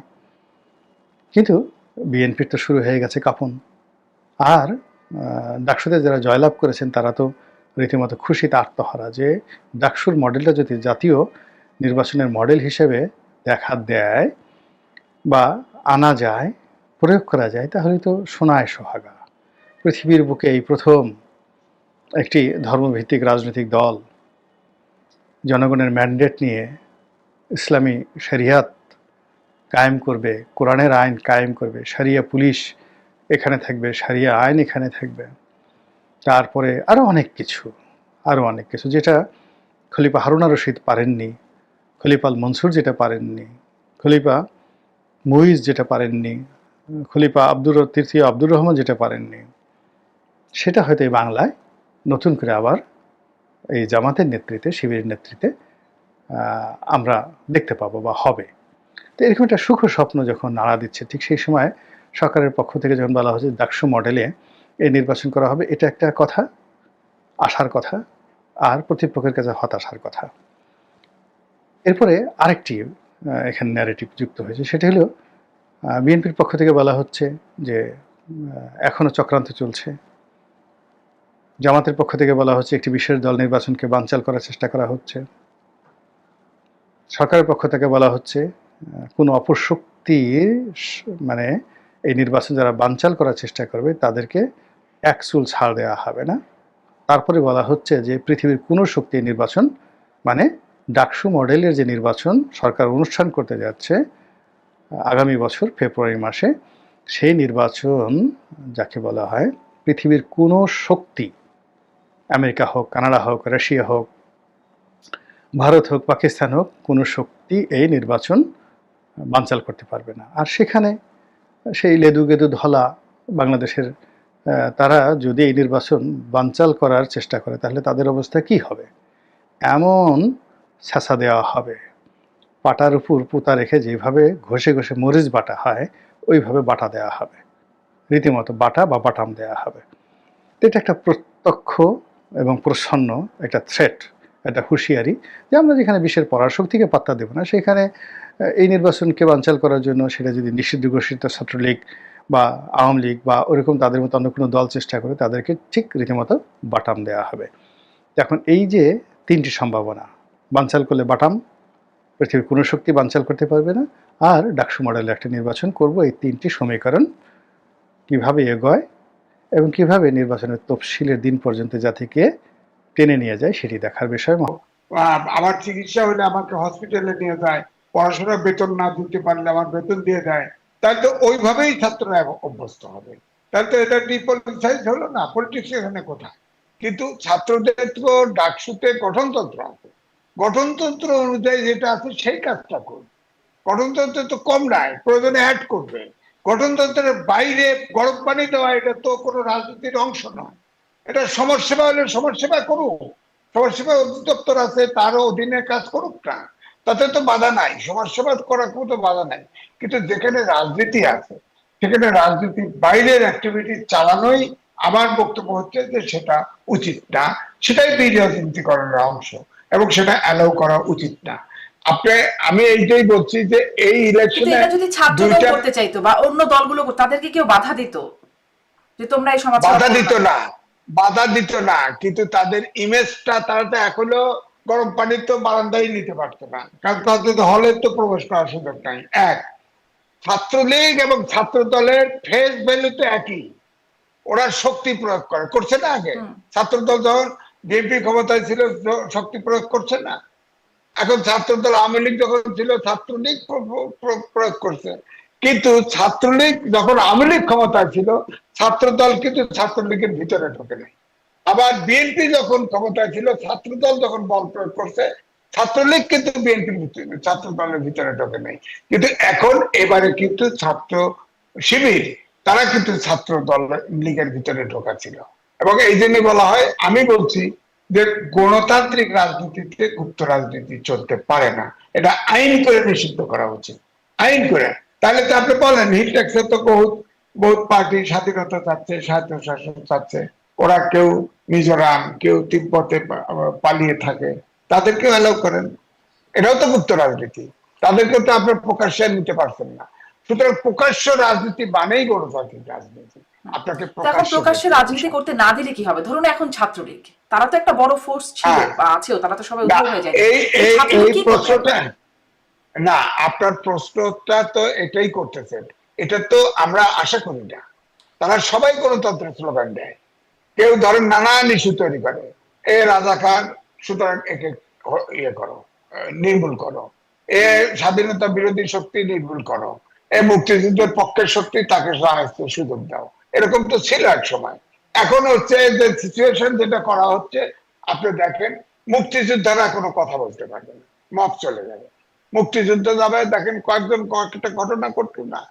এখন বিএনপি হচ্ছে মুক্তিযোদ্ধার দল, শহীদ president Ziaur Rahman sector commander ছিল, তার দল, সেখানে আশ্রয় মুক্তিযুদ্ধের আশ্রয় নাই, কোন প্রতিবাদ করছে? আপনি খেয়াল করছেন? ফজলুর রহমানকে বরঞ্চ 3 মাস সে অ্যাডভাইজার, 3 মাস তার পদ স্থগিত করছে। তাহলে আপনি মুক্তিযোদ্ধারা কেমন জামাতে জয়েন করবে বলেন? কোথায় যাবে বলেন? আওয়ামী লীগ তো কার্যক্রম নিষিদ্ধ, হ্যাঁ মুক্তিযোদ্ধা বলতে মুক্তিযোদ্ধা দিয়ে একটা পলিটিক্স করে, ভুয়া মুক্তিযোদ্ধা ভরে ফেলছে। তো সুতরাং আমাদের তো এখন মুক্তিযুদ্ধ যারা করছে, ধরেন আমি মুক্তিযুদ্ধ ছিলাম, আমার তো কোনো আশ্রয় জায়গা নেই, কেউ বিশ্বাস করে না, আমার কারো জায়গা নাই তো আমার, এখন যদি আমি কথা কই ববাসী করবে। হ্যাঁ, অর্থাৎ মুক্তিযুদ্ধের কোনো বয়ান বাংলাদেশে থাকবে না, এরকম একটা পরিস্থিতি তৈরি হয়েছে। শুধু কি মানে মবের ভয় পাচ্ছে থাকে নাকি আসলে গ্রেপ্তারের ভয়ও আছে সাথে সন্ত্রাস দমন আইনে?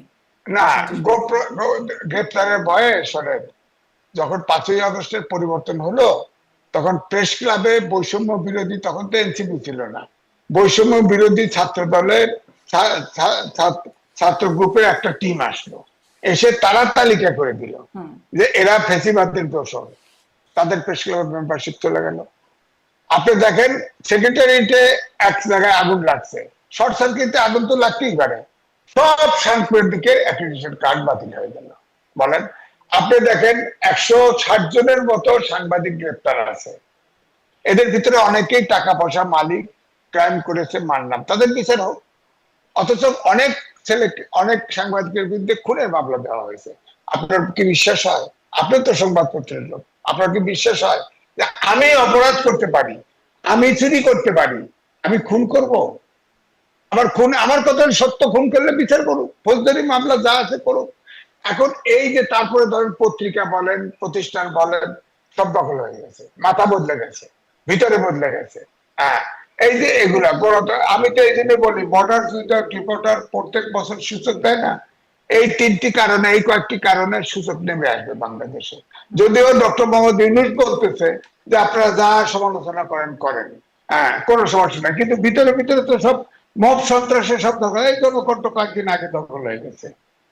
কর্মচারী আর সাংবাদিকরা কমিটি করে পত্রিকা চালাইতেছে, আর বেতন পায় না, বেতন পায় না। বলেন আপনি, এটা হলো? অনেক বড় বড় পত্রিকা বলেন, টেলিভিশনে বলেন, আপনার হেড অফ নিউজ, সিও বদলে গেছে, ভিতরে আপনার সাংবাদিক বদলে গেছে। তো এটা সংবাদ, এটা স্বাধীন গণমাধ্যমের পরিস্থিতি আছে এইরকমই আছেই, আগেও ছিল, এখন ভেবেছিলাম যে সেটা হয়তো চলে যাবে, কিন্তু সেই প্রশ্নটার জন্য এটা রয়ে গেছে। আমি আবারও সেই জায়গাটিতে আসি যে ডাক্তার আব্দুল তুষার, এই যে সমাজ সেবামূলক কাজ করা, ভালো ব্যবহার বা বিপদের পাশে দাঁড়ানো, এই অ্যাপ্রোচটা, এই কৌশলটা টিকে গেল। অন্যদিকে মানে যেটি জনাব এম এ আজিজ বলছিলেন যে মুক্তিযোদ্ধাদের দল, বিএনপি বা মুক্তিযুদ্ধের কথা বলা যে দলগুলো আছে, তাদের অবস্থান সেখানে দেখা যাচ্ছে না, বরঞ্চ মুক্তিযুদ্ধ বিরোধিতার ইতিহাস যেই দলের সাথে, তাদের ছাত্র সংগঠনের এরকম জয় জয়কার, মানুষ মানে ছাত্রদের কাছে কি এখন তাহলে এই যে বিষয়গুলো, যে কৌশলগুলোর কথা আমরা আলোচনা করছিলাম, সেই কৌশলগুলোই মুখ্য, আর মুক্তিযুদ্ধের চেতনা বা মুক্তিযুদ্ধ যে বিষয়টা, সেটি আসলে গৌণ এখন? বিষয়টা এত সরলীকরণ করলে হবে না। এইখানে আপনাকে ফিরে যেতে হবে মুক্তিযুদ্ধের চেতনাকে একটি পণ্যে পরিণত করার যে প্রক্রিয়া শুরু করেছিল আওয়ামী লীগ। সেইখানে মুক্তিযুদ্ধের চেতনা মূলত রাজনৈতিকভাবে বিক্রি করার জিনিস না। মুক্তিযুদ্ধ একটা রাজনীতি ছিল, কিন্তু সেই রাজনীতি আওয়ামী লীগের রাজনীতি না। লোকজন মুক্তিযুদ্ধ এই জন্য করে নাই যে আওয়ামী লীগ ক্ষমতায় আসবে। লোকজন মুক্তিযুদ্ধ করেছিল তার নিজের স্বাধিকার পাওয়ার জন্য। যে স্বাধিকার আন্দোলনের প্রধান নেতা হিসেবে সেই সময় আওয়ামী লীগের একাধিক নেতা আবির্ভূত হয়েছিলেন, যাদের নেতৃত্বে ছিলেন শেখ মুজিবুর রহমান। ফলে জনগণ তখন আওয়ামী লীগকে বেছে নিয়েছিল স্বাধীনতা অর্জনের জন্য। আওয়ামী লীগ জনগণকে বাইছে নেয় নাই স্বাধীনতা আনার জন্য, জনগণ আওয়ামী লীগকে বেছে নিয়েছিল, ভোট জনগণ দিয়েছিল, তাই না? এবং দিয়ে আওয়ামী লীগকে ঠিক করেছিল, কারণ জনগণ মনে করেছিল যে এই দলের মধ্যে এরকম নেতা আছে যে স্বাধীনতা এনে দিতে পারবে। কিন্তু স্বাধীনতা পরবর্তী কালে আওয়ামী লীগ মুক্তিযুদ্ধকে ট্রেডমার্ক বানিয়ে নিজেরা ব্যবহার করতে শুরু করলো, যে এটা এককভাবে তাদের কৃতিত্ব, এবং শুধু এককভাবে তাদের কৃতিত্ব না, এই কৃতিত্বের সিংহভাগ হচ্ছে একটি পরিবারের, এবং সেই পরিবারের পাগল ছাগল হইল নামের সামনে শেখ থাকলে সে ভালো। আপনি বলেন, আমরা একাধিক শেখকে দেখেছি তো যে তারা কি ধরনের আচরণ করেন, কিন্তু তাদের কোনো ধরনের প্রতিকার হয়েছে? দল থেকে তাদের পদের কোনো অবনতি হয়েছে? বরং আমরা দেখেছি পরিবারের সদস্য দিয়ে সংসদ, বিভিন্ন জায়গা, দলের বাইরে বিভিন্ন জায়গা প্রায় ভরে ফেলা হয়েছিল। এই যে প্রক্রিয়া, চেতনার নাম দিয়ে রাজনীতি দখলের প্রক্রিয়া, দল দখলের প্রক্রিয়া, চেতনার নাম দিয়ে অন্য দলের উপর নির্যাতন চালানোর প্রক্রিয়া, ফলে মুক্তিযুদ্ধকে যে এইভাবে বিতর্কিত করে তোলার পেছনে এই পতিত স্বৈরতন্ত্রের একটা বিরাট ভূমিকা আছে। হ্যাঁ, যেমন সামরিক বাহিনী থেকে যদি বাজে শাসক আসেন, তাহলে সামরিক তন্ত্র বিতর্কিত হয়েছিল। আপনি দেখবেন যে এরশাদ সাহেব যে কাণ্ডটা করেছিলেন, এতে করে এমন একটা অবস্থা তৈরি হয়েছিল যে মানুষ মনে করতো যে সকল জেনারেলি এরশাদের। তো এটা কি কেন হয়েছে? কারণ ওই একই ঘটনা। আপনি যদি মুক্তিযুদ্ধের চেতনাকে জনগণের জীবনে প্রকৃত অর্থে প্রতিষ্ঠা করতে চাইতেন, তাহলে একটি সাংস্কৃতিক পরিবর্তন আনার চেষ্টা করতেন বাংলাদেশে, মানুষের আচরণের পরিবর্তন আনার চেষ্টা করতেন, শিক্ষায় এমন পরিবর্তন আনতেন যে পরিবর্তনের মধ্যে দিয়ে বাংলাদেশের মানুষ তার স্বাধীনতার গৌরবকে এবং যা কিছু অহংকার সবকিছুকে তার নিজের মনে করতে পারতো। কিন্তু আওয়ামী লীগ কি করেছে? আপনি আওয়ামী লীগ করলে মুক্তিযুদ্ধের চেতনার দাবিদার, আপনি যদি আওয়ামী লীগ না করেন তাহলে আপনি রাজাকার, এবং যে দলই করেন না কেন আপনি রাজাকার। হ্যাঁ, ওরা এমন কাউকে বাদ দেয় নাই যাকে রাজাকার বলে নাই। আমাকেও রাজাকার বলেছে, আমাকে ছাগু বলেছে, রাজাকার বলেছে, এগুলা বলেছে, এবং আমি সেটা শুনেছি, শুনে প্রতিবাদ করেছি, কখনো সহ্য করে গেছি। আমার অপরাধ কি ছিল জানেন? আমি ইসলামী ব্যাংকের একটি অনুষ্ঠানে, আমি পেশাদার উপস্থাপক, আমি তারপরেও গিয়েছিলাম, মূলত তারা ওইখানে একটা চ্যারিটি করেছে আমার একটা প্রতিষ্ঠানে, আমরা একটা দাতব্য প্রতিষ্ঠান চালাতাম, তো ওনারা যখন রিকোয়েস্ট করেছে আমি গিয়েছিলাম। ওইখানে কিন্তু আওয়ামী লীগের 9 জন নেতা উপস্থিত ছিলেন স্টেজে। কারো দোষ হলো না, আমার দোষ হলো। কেন? কারণ তারা আমাকে বেছে নিয়েছিলেন যে আমাকে আক্রমণ করতে হবে। একদল আমার পরিচিত লোক সিপি গ্যাংকে আমার বিরুদ্ধে নিয়োজিত করেছিলেন, সকাল বিকাল গালিগালাজ। একই ধরনের গালিগালাজ আমি এখন স্বাধীনতা বিরোধী বট বট পক্ষের কাছ থেকেও পাই। মানে আমি এটাতে অভ্যস্ত হয়ে গিয়েছে যে ঠিক কথা বললে আপনাকে গালি খাইতে হবে। কিন্তু এই যে আওয়ামী লীগ চেতনার নামে গালিগালাজ শেখালো লোকজনকে, এখন আমরা আগেও করেছি, গালির বিপরীতে কথা বলেছি, কিন্তু এই যে গালির সংস্কৃতি চালু করা, এই যে মানুষকে ট্যাগ করার সংস্কৃতি চালু করা, এগুলো কি মুক্তিযুদ্ধের চেতনা? মুক্তিযুদ্ধ সকল না, আওয়ামী লীগ যা নিজে নিয়ে শিখেছে আমরা নেবে। খুব যত্ন করে সেগুলো চর্চা করে যাচ্ছি। না না, খারাপ জিনিস আপনি সবসময় শিখবেন রে ভাই। আপনি নাক খুঁড়তে বললে দেখবেন বাংলাদেশের সব লোক নাক খুঁড়তেছে। এটা হচ্ছে অভ্যাস, কারণ এই খারাপ জিনিস একটা আরাম আছে। মানুষ যে খারাপ কাজ করে, শয়তানে তো সাকসেসফুল কেন? এর কারণ হচ্ছে শয়তানি করা অনেক সহজ। তো আপনি লোকজনের শয়তানি শিখালে শয়তানি তো আগে শিখবে, কারণ এটার জন্য জ্ঞান লাগে না, বুদ্ধি লাগে না, নৈতিকতা লাগে না, সততা লাগে না, ত্যাগ লাগে না। এটার জন্য আপনার কিছু হারাইতে হয় না, বরং আপনি পাইতেই থাকবেন। এটা ধরে টান দিবেন, ওটা ধরে মানে টান দিবেন, এত এর এত পকেট বড় মারবেন, একটা ওর গণ পকেট অভ্যুত্থান হলো, মারবেন। এত মানুষের প্রাণ গেল, কিন্তু শয়তানি গেল না, মানে শয়তানিটা ঠিক আমরা রেখে না দিলাম। না, এই শব্দটা এইভাবে আপনি বললেন না। এই গণ অভ্যুত্থান যেভাবে ঘটেছে, এই গণ অভ্যুত্থান ঘটেছে মূলত শয়তান তাড়ানোর জন্য, নিজের শয়তানি দূর করার জন্য কি গণ আন্দোলন হয়েছিল? আমরা সবাই ভালো হয়ে যাব কালকে থেকে, এইটা কি এই আন্দোলনের ভিতরে ছিল? আমরা নৈতিকতার পরাকাষ্ঠা দেখাবো, এইটা ছিল? ছিল যে শয়তান তারাও। তারপরে আমরা অনেকদিন, আমি সবসময় বলি যে সব এই পুরো গণ অভ্যুত্থানের সবচেয়ে অদ্ভুত স্লোগান লাগে, অনেক দিন হাইও আর ন হাইও। মানে তুমি অনেক খেয়েছো আর খেয়েও না। তাহলে কি খাওয়াটা কি ঠিক আছে? মানে অনেকদিন খাইলে অসুবিধা, অল্প দিন খাইলে ঠিক আছে? খাওয়া যে বন্ধ হবে এটা বলা উচিত ছিল, যে অনেকদিন খাইও আর কেয়াই ন খাইও। মানে অনেকদিন খেয়েছো আর কেউ খেও না। হুম, কিন্তু স্লোগানটা কিন্তু এইটা না, হুম। মানে অনেকদিন এখন অন্য কেউ খাইও খাবে। আর ন খাইও। মানে তুমি অনেক খেয়েছো আর খেও না, মানে আমি অনেক খাবো এখন বাধা দিও না। তো এই যে বাধা দিও না, আমি অনেক খাবো, এই জায়গাতে যে রাজনীতিকে নিয়ে গেল, সেটা কি হলো? আপনি চিটাগাঙে যান, দেখবেন সমন্বয়কের নামে সবচেয়ে বেশি চাঁদাবাজির অভিযোগ। একজন সমন্বয়ক আছেন, জি। যিনি আবার নিজেকে বিএনপির নেতা বলে দাবি করেন, ছাত্র দলের নেতা হিসেবে দাবি করেন। উনি নাকি আমির খসরু মাহমুদ চৌধুরীর কাছ থেকে চাঁদা নিয়েছেন বলে একটা প্রচলন, একটা কথা প্রচলিত হয়েছে। এই যে গুজবগুলি প্রচলিত হয়েছে, এইগুলি তো ছাত্র দলের ক্ষতি জি, করেছে। ক্ষতি লোকে করেছে। মনে করেছে যে ও ডাক্তার এই আব্দুল ছাত্র লতিফ স্যার, দল। ধন্যবাদ। শেষের দিকে যাব, কিন্তু ওই জাতীয় নির্বাচনের প্রশ্নটাতে আমি যেতে পারছি না, একটু শেষ করি এই জায়গাটিতে এসে যে ডক্টর আলী রিয়াজ, ঐক্যমত কমিশনের সহসভাপতি, তিনি আজকে প্রথম আলোর আলোচনায় বলছেন যে সামনে ফেব্রুয়ারিতে নির্বাচন না হলে জাতীয় নিরাপত্তার জন্য সেটি মানে সমস্যাজনক, বা জাতীয় নিরাপত্তার প্রশ্নের মুখে পড়বে, এরকম একটা বক্তব্য তিনি আজকেই দেখছিলাম। জাতীয় নিরাপত্তা বিঘ্নিত হবে। জি জনাব এম এ আজিজ, এখানে একটু জানতে চাই, এখনো না হলে জাতীয় নিরাপত্তা বিঘ্নিত হবে, মানে না হলে এই প্রশ্নটা খোদ মানে সরকারের ভেতর থেকে বা কর্তৃপক্ষের কাছ থেকে আসছে কেন? না দেখেন, জাতীয় নিরাপত্তার ডেফিনেশন তো ভয়ঙ্কর। এই কথাটা তার মুখ থেকে আসা উচিত হয় নাই। তিনি অন্য রাষ্ট্রের আপনার সদস্য বলেই হয়তো এই কথা বলতে পারেন। জাতীয় নিরাপত্তা ভয়াবহ ব্যাপার। আমার মনে হয় আমরা ওই জায়গায় যাব না। তবে এখন যে ঐক্যমত্য কমিশনের তিনি ভাইস প্রেসিডেন্ট হিসেবে কাজ করছেন, আজকেও যে বৈঠক করেছেন, যেসব জায়গায় অসঙ্গতি রয়ে গেছে, সেখানে জামাতে ইসলামের অ্যাডভোকেট তিনিও ছিলেন শিশির মনি। তিনি তো এই সরকারের বৈধতা চ্যালেঞ্জ করেছেন। তিনি তো 106 অনুচ্ছেদ থেকে পাইলো, এইসব সব প্রশ্ন তুলেছে। তা আমার তো মনে হয় জামাতে ইসলাম, বিশেষ করে আমি বলবো, সাথে তো স্বাভাবিকভাবে এনসিপি যাবে, ইসলামিক আন্দোলন যাবে, এরা যাবে। এই ঐক্যমত্য কমিশনের তো সমাধান হচ্ছে বলে আমার কাছে মনে হচ্ছে না। এবং তখন আপনি এটাই আমি বলবো, জাতীয় নিরাপত্তা হুমকির স্বরূপ মানে তো ভারত এসে এই দেশ দখল করতে পারে। এই দেশ তো রক্ত দিয়ে স্বাধীন করা, ঠিকই এটা প্রতিহত হবে। কিন্তু আমাদের কথা হচ্ছে আমাদের রাষ্ট্র ব্যবস্থাপনার পরিবর্তন ঘটে যাবে কিনা এই চিন্তায়। যেমন ধরেন ফেব্রুয়ারিতে বলা হয়েছে সরকারের পক্ষ থেকে, সিরিয়াসলি বলা হয়েছে যে অবশ্যই আগামী বছরের ফেব্রুয়ারির প্রথমার্ধে কেউ ঠেকাতে নির্বাচন পারবে না। হবে। হ্যাঁ, কেউ ঠেকাতে পারবে না। কিন্তু আপনি দেখেন এই অনেকগুলো ঘটনা ঘটে, যেমন আমরা এই ডাকসু নির্বাচন নিয়ে আলোচনা করলাম, সেরকমই নেপালে যে যে কারণে যা যা ঘটেছে, আপনার বাংলাদেশে সেই পরিস্থিতি বিরাজ করছে। এখন আমরা পিসফুলি সরকার পরিবর্তন হবে নাকি নেপালের মতো করে হবে, এটার জন্য অনেকেই মনে আছে, জনশ্রুতি আছে যে এরকম ঘটনা ঘটতে মানে পারে। সামনে তবে আবার আমাদের নির্বাচন দেশে নেপালের মতো পরিস্থিতি ঘটতে পারে বলে আপনি আশঙ্কা করছেন? নেপালের মতো করতে পারে, অথবা 111 এর মতো শান্তিপূর্ণ ভাবে হতে পারে।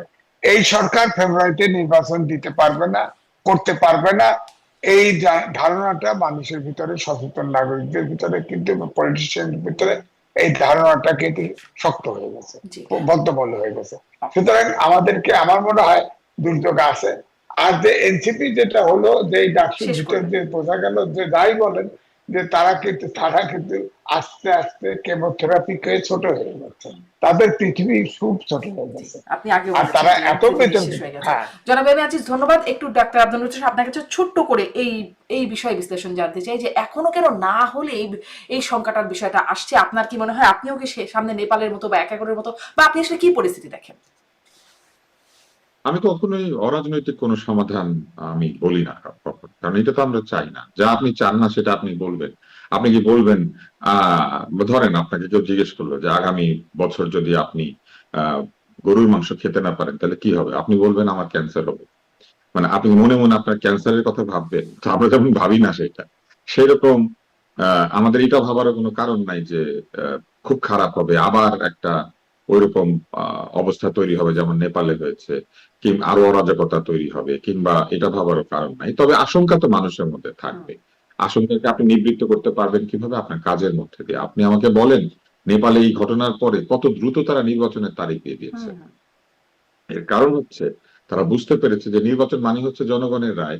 জনগণের রায় যেই ক্ষমতা আসুক, জনগণ সেটার দায়িত্ব নেয়। তো নিলে আরেকটা ধ্বংসযজ্ঞ, আরেকটা অরাজকতা, আরেকটা অসুবিধা, এটা আসলে এড়ানো যায়। এবং আপনি শ্রীলঙ্কাতেও খেয়াল করে দেখেন, শ্রীলঙ্কাতে যখন এই ধরনের অরাজকতা হয়েছিল, আপনি দেখবেন যে যে সরকার ক্ষমতায় এসেছিল দ্রুত নির্বাচনের ঘোষণা দিয়েছিল। এবং এই যে নির্বাচন যে আসলে দ্রুত অরাজকতাকে দূর করে, এটা তো পরীক্ষিত সত্য। কিন্তু এই সরকার কি করেছে, তারা নিজেরাই দীর্ঘদিন ধরে বলেছে বিচার হবে, এইটা হবে, সংস্কার হবে, অমুক হবে, তমুক হবে, আমরা করব। নির্বাচন নিয়ে তাদের এক ধরনের দ্বিধাদ্বন্দ্ব মানুষের কাছে প্রকাশিত হয়েছিল। তারপরে বিভিন্ন রাজনৈতিক দল চাপ দেওয়ার পরে তারা জুনে হবে সেইখান থেকে ফেব্রুয়ারিতে এসেছেন, মানে 4 মাসে গিয়েছেন। এখন প্রশ্ন হচ্ছে, যদি ফেব্রুয়ারিতে নির্বাচন না হলে পরে বিরাট জাতীয় নিরাপত্তার হুমকি হয়, তাহলে ডিসেম্বরে হলে হুমকি তো আরো কম হওয়ার কথা।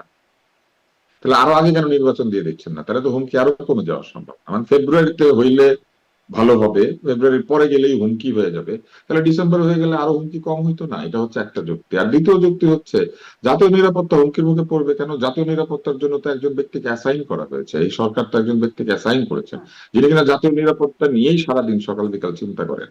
আর এই যে ভদ্রলোক আলী রিয়াজ সাহেব এটা বললেন, উনি কি হঠাৎ ওই যে এরকম হয়েছে? আমি শেষ করি, আমি আপনাকে একটা গল্প বলি। আমাদের ছোটবেলায় একটা পত্রিকা প্রকাশিত হয়েছিল, নাম উন্মাদ। এটা আমেরিকার ম্যাড ম্যাগাজিনের অনুকরণে। তো সেটা যে প্রথম সংখ্যা, সেইখানে তারা সিনেমাকে এক ধরনের ট্রল করতো। তো সেখানে তারা কার্টুন করেছিল, দ্য রেইন নামে একটা ছবি ছিল। তো দ্য রেইনের বাংলা ছিল যখন বৃষ্টি এলো, তো তারা করেছিল দ্য ব্রেইন, যখন বুদ্ধি এলো। তা আমার উন্মাদ পত্রিকাটা সেই দ্য ব্রেইনের কথা মনে পড়েছে, যখন আলী রিয়াজ সাহেব বলেছেন যে ফেব্রুয়ারি মাসে নির্বাচন না হলে জাতীয় নিরাপত্তা হুমকির শিকার হবে, তখন আমার মনে হয়েছিল দ্য ব্রেইন, যখন বুদ্ধি এলো। অনেক ধন্যবাদ, অনেক ধন্যবাদ ডক্টর আব্দুল লতিফ স্যার, অনেক ধন্যবাদ জনাব এম এ আজিজ, আপনাদের দুজন